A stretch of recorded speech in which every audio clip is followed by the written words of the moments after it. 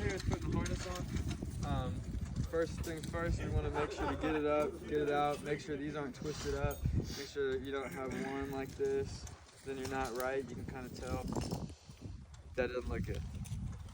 So make sure everything looks straight, nothing's tangled up, anything like that. Go ahead, bring it to him. And then he's gonna go ahead and get these pieces in. Yes, ma'am. Let me check it out. What did you say? It's like a little, I don't know what to call it, but a little D-loop. Okay. You slide this loop in, push it through, boom, nice and tight. Then you cinch it down.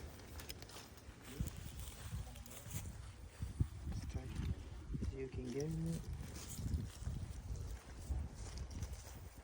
That. Just to get all your extra slack away from the front.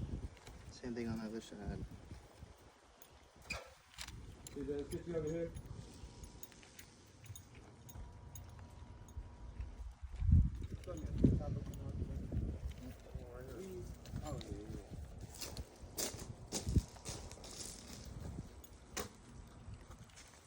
It's over top on this side. And then, same thing for the top.